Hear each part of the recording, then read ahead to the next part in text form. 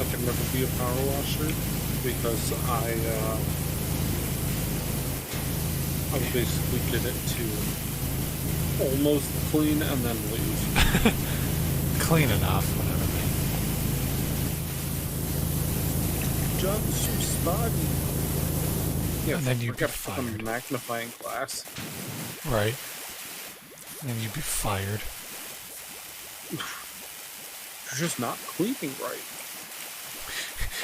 I mean, hell, you didn't, like, when you worked for Comcast or whatever, you've just, like, walked out on some... Yeah. No, so there was a guy, no joke, fucking...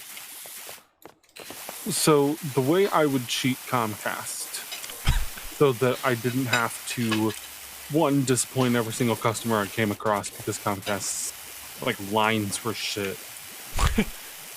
But two, because I didn't feel like belly crawling through your fuck off insulated attic and getting fucking fiberglass embedded in my shoulder for no extra money. Because it was per piece rate, so the job paid what the job paid.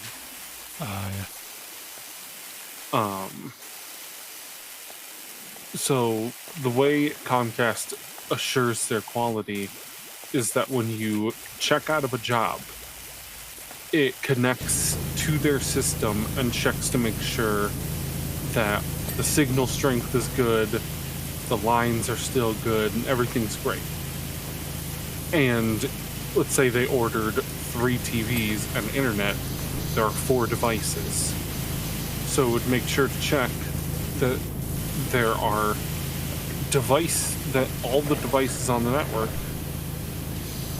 are functioning properly. But its biggest drawback was that it never checked how many devices were connected. So if it picked up on one good device, it would say all the devices pass. Well, you see, I found out something even more evil.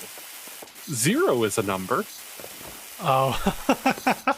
What? So if there was nothing on their network, it would pass. What? Because 0 out of 0 succeeded. That's 100%. Wow, that's just some, like, programming oversight right there. What the hell? It really is.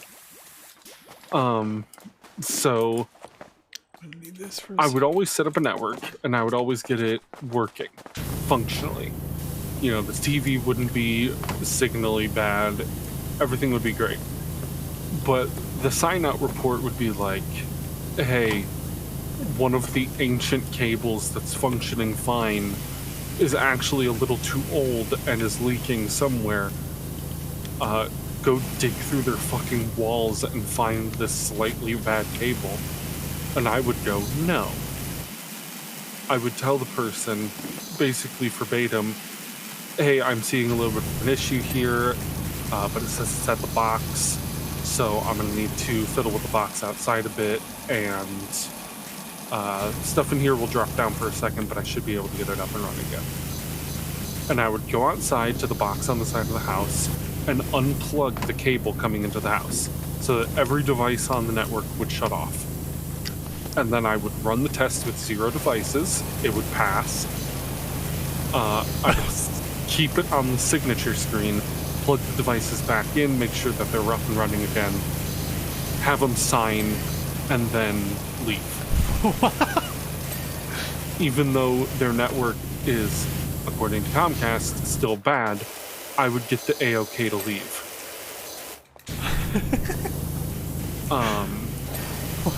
Fun fact. Fun fact. I don't think I've told this story before.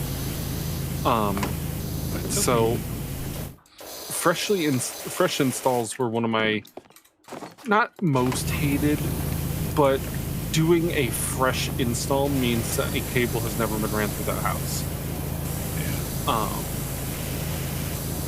And it was usually some of those newer-ass cookie-cutter houses. And a lot of those didn't even have a cable coming into the house. So I would have to tell them, like, hey, I'm going to need to call a lineman out here.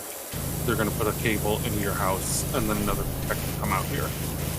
And they would always be disappointed. And it's like, don't fucking get mad at me. It's the fucking contractor that built your house. They didn't put an RJ cable in here.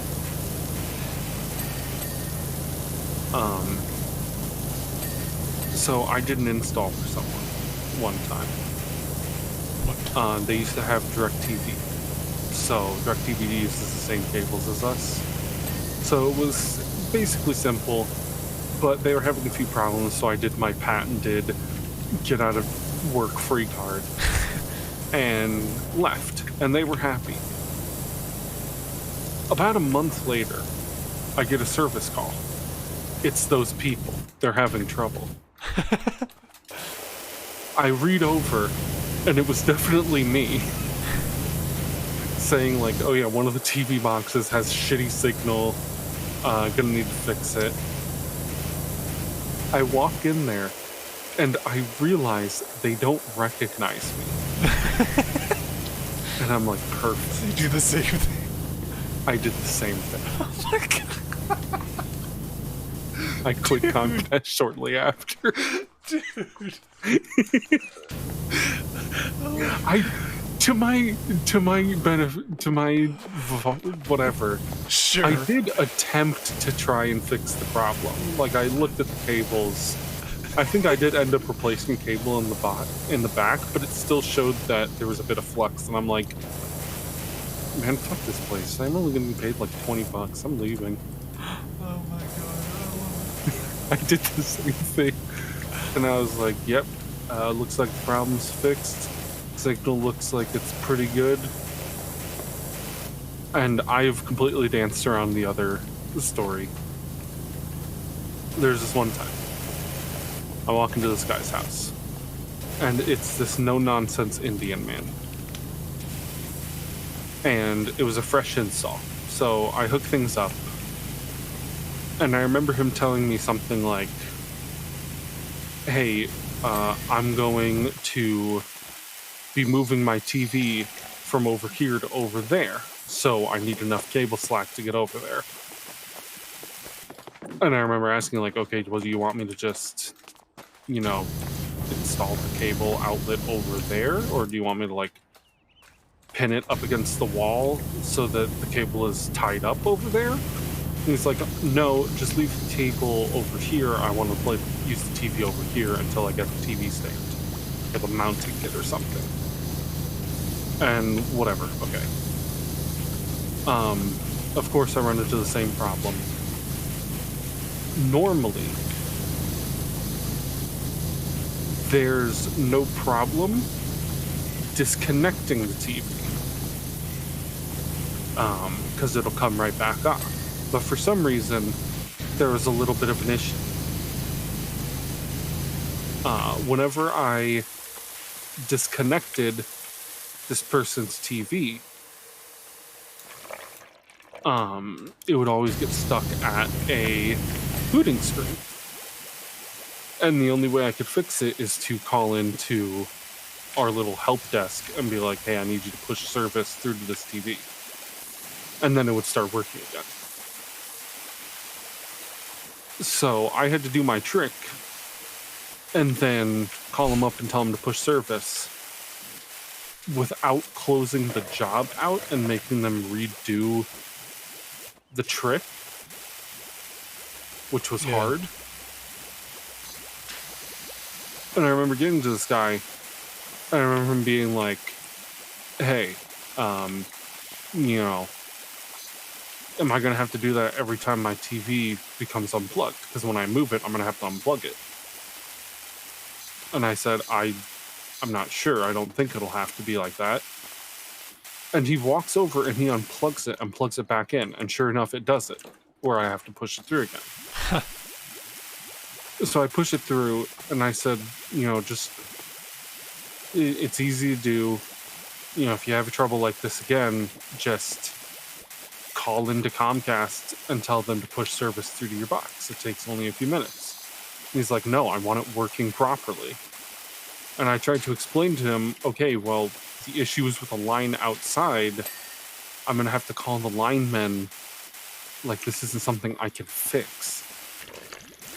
And he just wouldn't shut up. Like, I need you to fix it. So what I ended up doing was putting a line on the signature line, signed for him, closed out the job, and left. Like, I couldn't do anything. I was losing money. Yeah, That guy. especially if you don't like pull cable like that. No.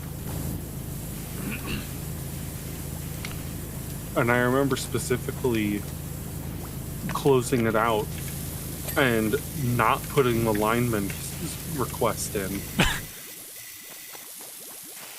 I'm like, no, you're gonna have to call Comcast yourself now. If you can't spend 10 seconds of your time saying that you need your service pushed, now you get to spend 30 minutes explaining that the Comcast guy left your house. How I wasn't fired, I have no idea. Yeah, how you're not fired at any of these jobs you have? I really don't know. You'll make a great fit at Zender Interact. Like, there are some jobs where I can defend myself. Like, I wasn't too bad. But Comcast guy? No. I called in sick a lot. School? No. The school? No. Although, to be fair, I never missed a single day of my trade school. Because they actually taught me stuff there.